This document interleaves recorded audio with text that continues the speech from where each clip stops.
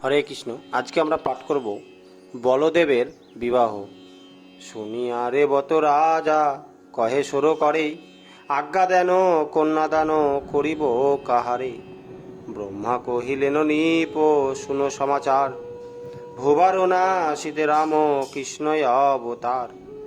যদুকুলে বসুদেব দ্বারকা নগরে, তনয় যুগল রাম কৃষ্ণ নাম ধরে।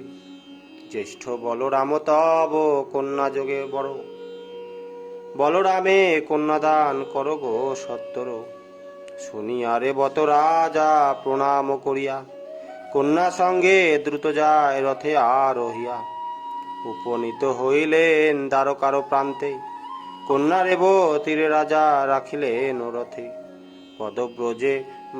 পদব্রজে আপনি চলিল ধীরে ধীরে, উপনীত হইলেন বসুদেবপুরে।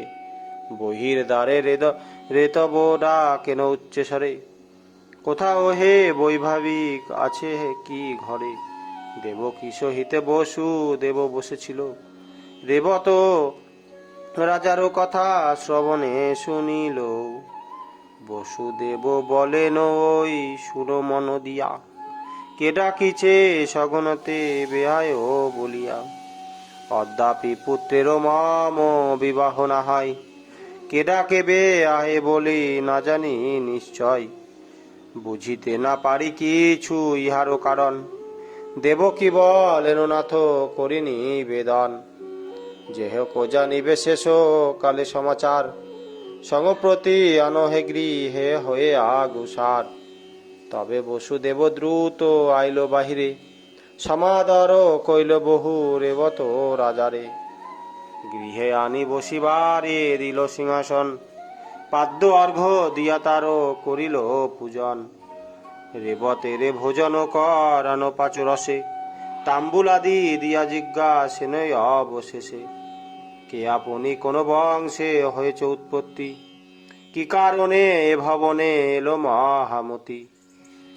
আর এক কথায় আমি তোমারে শুধাই, কি সম্বন্ধে তুমি মোরে বলিলে বিহাই।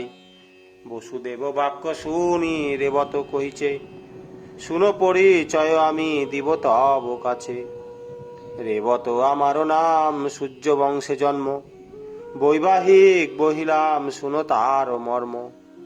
রেবতী নামেতে কন্যা আছে যে আমার, রাজপুত্র খুঁজি নবী বাহ দিতে তার। কোথাও না পাইলাম কন্যা যোগ্য বর, সেজন্য মন কইনু ব্রহ্মার গোচর।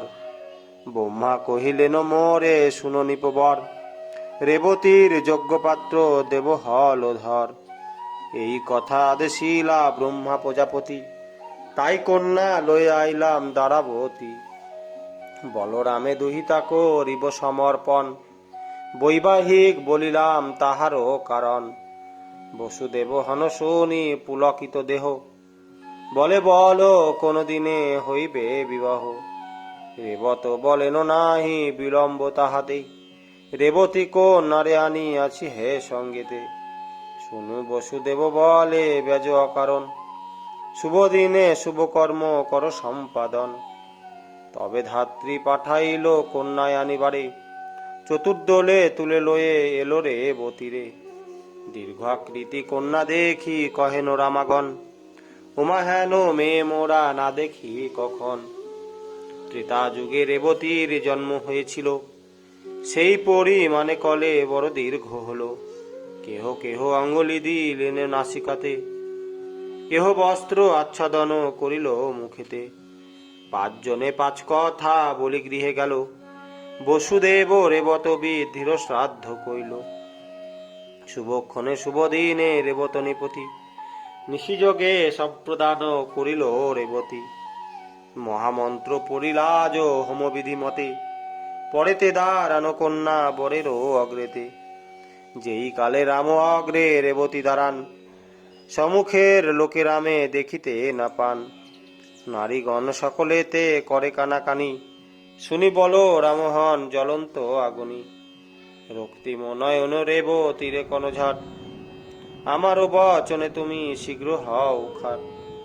আপনায় আপনি খাট না হইতে পারে, তবে রাম হল দেন কন্যা স্কন্ধ পরে, মস্তকে মুসল দিয়া চাপে হলধরি, লজ্জা ত্যাজি রেবতী বলেন মরি মরি, মরি মরি বলিতে না শুনে হলধর, খাটো হইলেন কুজো হলো পৃষ্ঠ পর। এই মত কৌতুক দেখিয়া সর্বজন, আপনায় আপন গৃহে করিল গমন। বড় কন্যা দুইজনে প্রবেশিল ঘরে, বসুদেব রেবতেরও আনন্দ অন্তরে। রেবত সেদিন নিশি তথায় রহিল, প্রাতে উঠি তপস্যা করিতে বনে গেল। বসুদেব বলে তবে দেব কিরপতি, দুই ভারে এক ভার হইল নিষ্কৃতি। এই রূপে সাঙ্গ হইল রামের বিবাহ, পরীক্ষিত কহে মনি তার পর কহ। কৃষ্ণ লীলা শুনিবারে হয়েছি ব্যাকুল, যা শুনিলে ভব পারে পাইব হেকুল। বলো বলো বলো গুরু বিবাহের কথা, শ্রীকৃষ্ণের বিবাহ হইল পরে কথা। ব্যাসকৃত ভাগবত পুরাণের সার, শুনিলে যে সাধুজনে ভবে হয় ও পার।